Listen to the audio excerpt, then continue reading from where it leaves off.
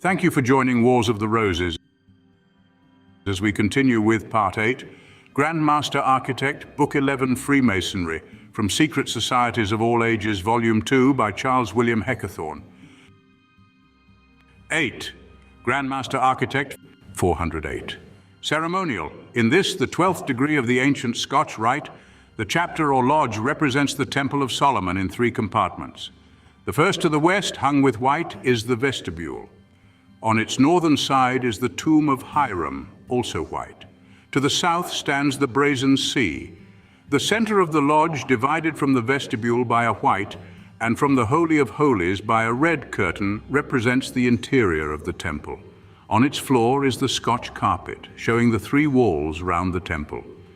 To the north of the carpet stands the golden table with the shewbread. To the south, the candlestick with 7 branches.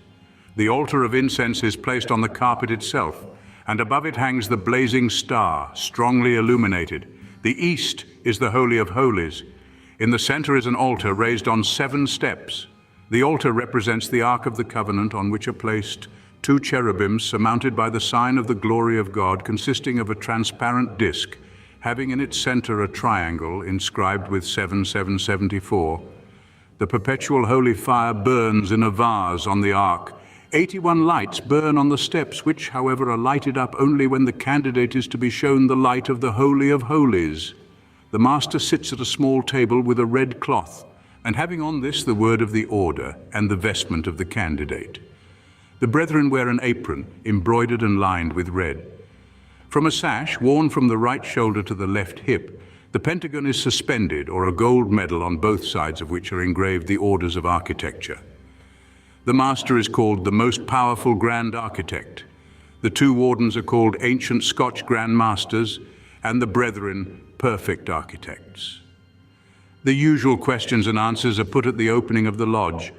Here are a few of them. Where does the most powerful Grand Architect dwell? In the east, in the Holy of Holies. Why? That he, being placed close to the fountain of all light, may point out to the brethren the way by which they may emerge from darkness into light. How is this done? By opening the temple, by advice, direction, and examination of the work of the Scotch architects. Give me the password. Zedidiac or Zedekiah. Occasionally it is Rabakim. Give me the holy word. The brethren form a chain to the Grand Master and whisper the word into each other's ears. We shall presently see what it is. The questions are continued. What hour is it? The first hour of the last day of the last year in which Solomon's temple was finished. The brethren hold up their swords and greet one another by crossing them. Then rest them on their left arms, take off their hats, kneel down, and during the prayer that follows make the grand Scotch sign. That is the hand at the forehead. The prayer being over, the brethren rise, put on their hats, and the lodge is declared to be open for the reception of the candidate, who is introduced with a great deal of ceremony, being blindfolded, wearing the master's apron, and slippers on his feet, and whom the Grand Master of Ceremony declares to be a Hiramite, called by the unanimous voice of the ancient Scotch to become a perfect architect, to assist in building up the Holy of Holies.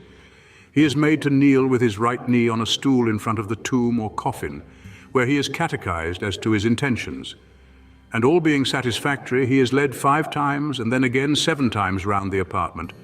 And finally his eyes are unbandaged, the tomb of Hiram is pointed out to him, as also the letter G in the blazing star, which letter stands for Gnosis, the inheritance of perfect architects. Then ensues a good deal more catechizing and lecturing, and finally the new brother has to take the oath, which binds him, however, to nothing more than to secrecy and the fulfillment of certain moral duties. The members again go through a number of evolutions round or on the carpet. Their swords are drawn, held up, crossed, and sheathed again. Then the candidate has his eyes bandaged again. The brethren kneel down, their faces being turned to the Holy of Holies, in which the 81 lights are now lighted. The curtain is drawn up. A handful of powder is thrown on the altar of incense, and the bandage taken off the candidate's eyes. The Grand Master makes an edifying moral speech. The brethren flourish their swords, and forming a circle bring them as much as possible in a point over the new brother's head, who is now declared a perfect ancient Scotch architect. Touched with the sword on the right and left shoulder, the breast and the back, and the sword is then handed to him by the Grand Master, who concludes with another long speech.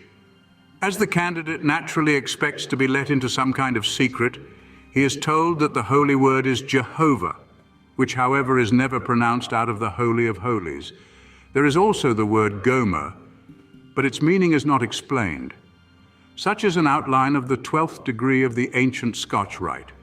It reminds me of what Lessing, the celebrated German author, said after he had been made a Mason.